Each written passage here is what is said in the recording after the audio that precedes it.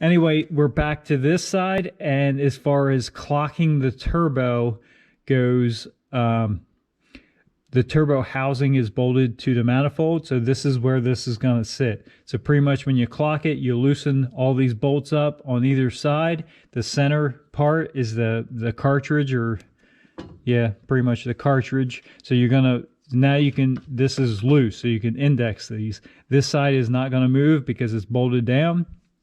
The cartridge here, you're going to want, this is the feed where your oil comes into, and in the bottom there's a drain. It's gravity fed drained, so we need to make sure it's as flat as possible. Doesn't have to be perfectly flat, but close to, so as that oil feeds in, runs through the turbo, it's going to drain out by gravity back down to the pan. We'll get to that later. But for right now, we're going to index this. So this cartridge is flat, drains at the bottom, feeds at the top. And then we'll grab this part of the housing, make sure this doesn't move. We can snug this up if that keeps moving.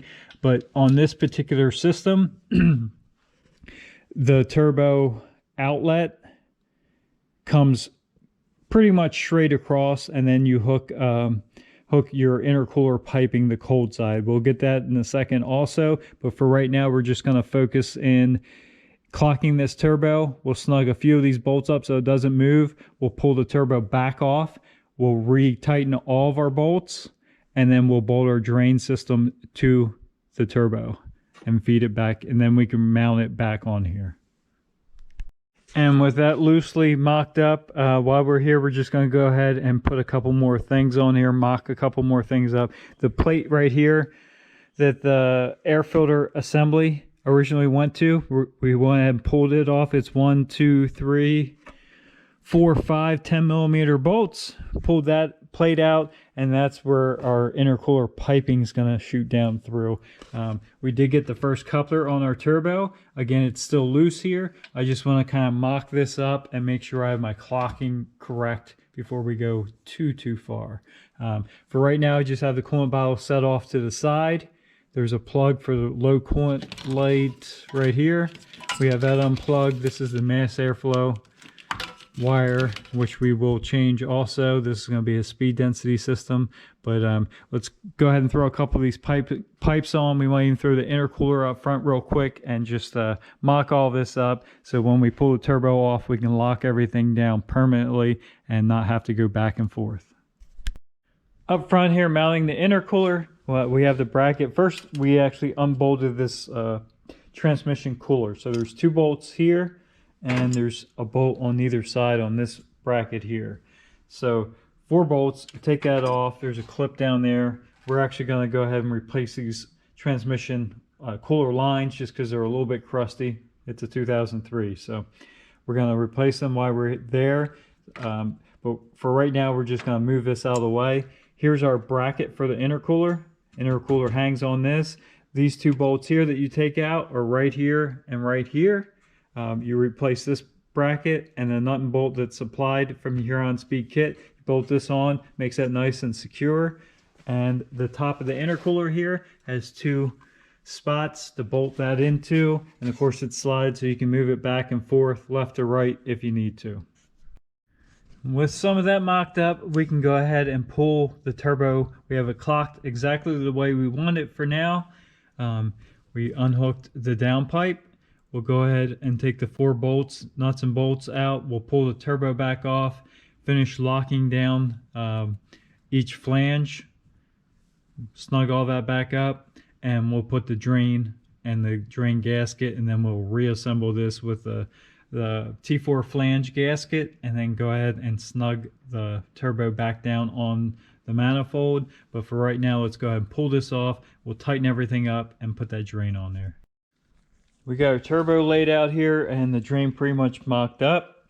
One thing we did have to do after we had this all clocked, took it back off, started installing the turbo drain. As you can see, this bolt, there's not enough clearance. There's actually 0 clearance pretty much between that nut and the housing. So you do have to kind of index that nut around so the flat is there, because if you're not there, it won't fit. anyway, that fits. But what I'm getting at is this compressor housing.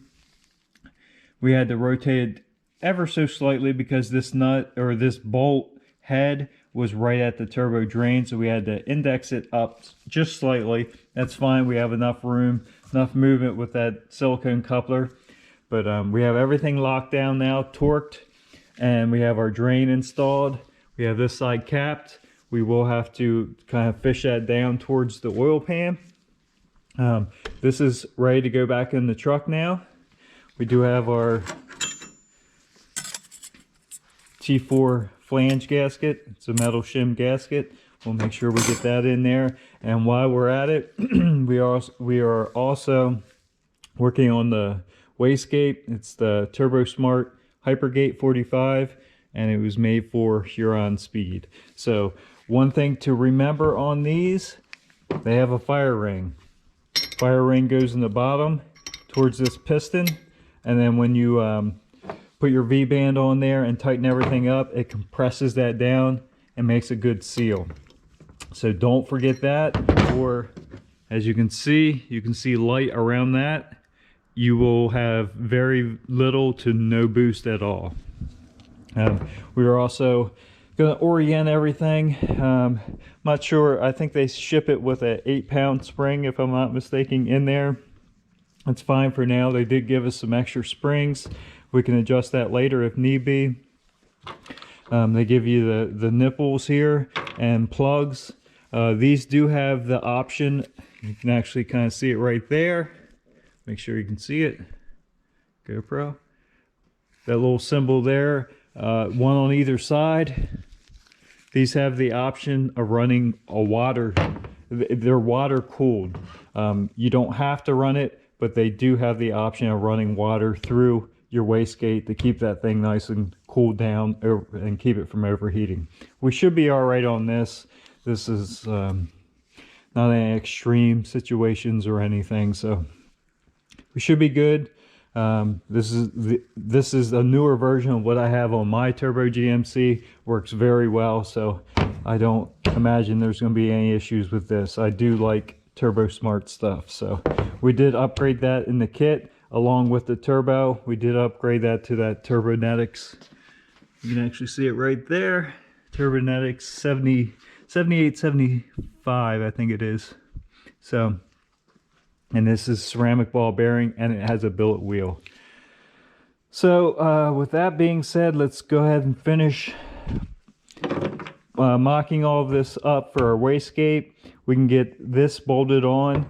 We'll actually sandwich that in. Well, let me get that done and I'll show you under the hood what we're going to do with this. So we got our wastegate here kind of plumbed up. We have all the plugs in where they need to be, and we're going to put those two nipples the same side, and we'll go with that. We're not exactly sure how I'm going to plumb this up yet. We are using a Turbo Smart boost control gauge. E-Boost 2, I think it is. So we may not need the top one, but it'll be in there if we do. If we don't need it, then it needs to be vented anyway, so it needs to be open. So either way, we have our wastegate, we have our fire ring in, and we have our V-band clamp. We'll slip that over. Let's go under hood, and we'll actually install this onto the turbo manifold. Alright, so down there is where the wastegate goes, and again we have this all mocked up. This will actually go the other way, but pretty much you put this against that V-band flange there, put the clamp around and snug that up. We want to still be able to rotate this for now, but we want to get hanging on there, and then we'll drop the downpipe down in there and connect to the downpipe before we put the turbo on, because it'll be easier to maneuver that around. Alright, so that actually is a little bit of a fight because you're actually pulling against the wastegate spring. You need to hold that back, get it in the groove of the V-band flange, and then get the V-band around there, and then get the nut started all in kind of one shot. So a little bit of trick. If you got a friend to give you a hand there, would be easier. One of you can just hold the wastegate tight in, the other can put the V-band clamp on there, but either way, we got it. And like I said, we left it loose enough to where we can rotate this around. We'll slip the downpipe in, connect this recirculation flange to the downpipe, put that V-band on there, and then we'll adjust this after we get the turbo on and locked down. With that in place, everything mocked up, we have the downpipe in there. Wastegate is completely installed. We just have to snug it up when we get this pipe situated with the turbo housing itself. So let's go ahead and drop the turbo down on there. We'll put our T4 flange gasket on there as well, and we'll feed our turbo drain line through the best route through there. We have our turbo hanging back on the manifold here. Now we'll go ahead and fit the downpipe and the turbo manifold, or the V-band clamp, on the back of the turbo. Well, ladies and gentlemen, we are back to heating the garage. Unfortunately, fall is well on its way and winter is just around the corner. So let's keep picking away at this hot side, but it's pretty disappointing to actually have to run that. Everything roughly buttoned up, tightened up, snugged up top. We're pretty good with that. We're going to move obviously back down to the bottom here. And the next thing we're going to work on is our drain, our turbo drain. So we have it screwed into the bottom of the turbo. We have the hose routed down here. We want to make sure it's as straight as possible and no upward. It's all gravity fed. So any upward bends in it is going to hurt the flow, gravity feed flow back into the motor. So what Huron Speed recommends is bringing it down and marking on the oil pan. Wherever you have a good location, you might have to move this wire loom here.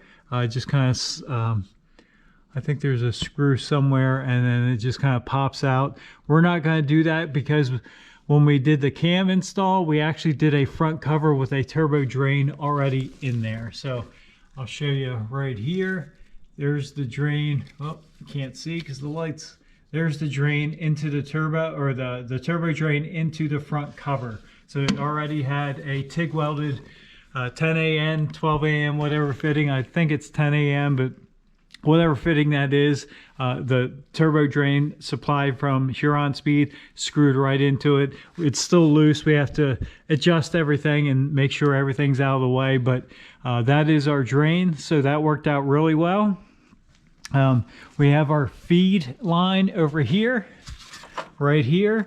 What Huron Speed recommends is unbolting the plate here right above the oil filter and drilling and tapping it for the fitting, which they supply. This one happens to have an oil cooler, so that's a little bit different. Normally they would have a block off plate right there. This one does have, like I said, an oil cooler.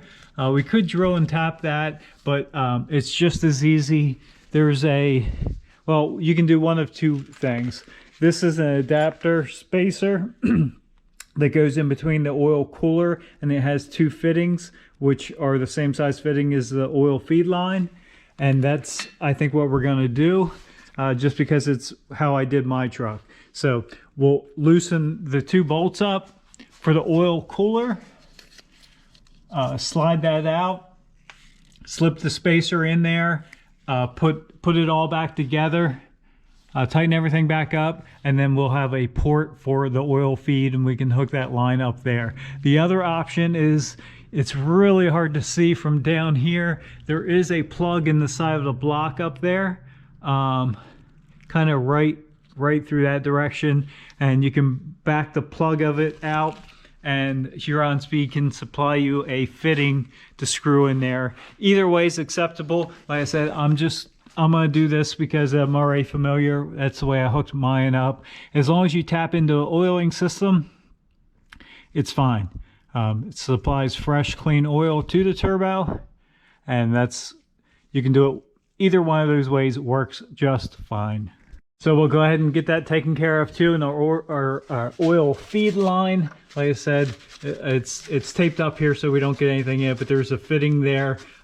We'll get that hooked up to that adapter plate, and it'll be fed, plumbed the turbo will be completely plumbed. So this goes up, screws into the top of the turbo. The drain comes out of the bottom and goes into the front cover. So once we have these two hooked up, the turbo will be completely plumbed. While we're down here, I'll show you this real quick. Here's our downpipe. It snakes through there really nice, clears everything. And then there's a V-band clamp here, and this is the extension. Again, normally on the half tons, the 1500 or the SUVs, this ball flange here would go right to your stock single exhaust. Some of them have a ball flange, some of them have a slip fit. So you have a slip fit, you just cut this off and use your factory clamp to reconnect. We unfortunately have, not unfortunately, we have a 2500 HD. So they have two pipes into the stock muffler, which isn't here anymore, but it's dual pipes all the way back. So what I'm gonna do is, I think I mentioned this before, do an X pipe. We also have a Y pipe. Let me grab it quick. So here is my Y pipe. So I'll do a Y pipe into the X pipe into our exhaust, pre-existing exhaust. All that's still there. It all worked just fine. So once we put this Y pipe on kind of backwards, so it's single 3-inch, dual 3-inch out, single in, dual out, goes into our X pipe. We'll connect those two, and then we'll actually trim this back a little bit and put an extension piece, because you can see this kind of points more towards this torsion bar cross member. No big deal. We have to cut it anyway to get rid of this ball flange. So we'll just cut it back a little bit and run a straight pipe and position this Y pipe so it fits. And that'll actually work really nice. We'll get all that welded up and our exhaust system will actually be done. That'll complete our hot side of the turbo. Before I put this oil feed adapter in there, just give you a close-up shot of it. It's just a billet piece. It's got O-ring grooves with O-rings, and it actually has two fitting holes. So we're going to do a 90, and that's what we're going to tap into. And then we have the other one plugged. Obviously, you could have two feeds off there if you had two turbos instead of running a T, but we don't, so we're only running one. But we'll get this sandwiched up in there and go ahead and tighten everything back up, and then we can run our feed line right on that 4AN fitting. There is our oil line hooked up. Wiped a little bit of dribbles off there, but that's all looking good. We have it routed up behind the motor. Back up to the turbo, and we did get the exhaust all welded up here too. So now we have it tied into our factory system, and it looks pretty good. It does have that V-band clamp here, V-band connection. So if we need to pull that downpipe out, we still have the chance to do that up at the turbo, and then again right here, and then the rest of it's welded from there back. We're getting really close. Next episode will be the first start with the turbo.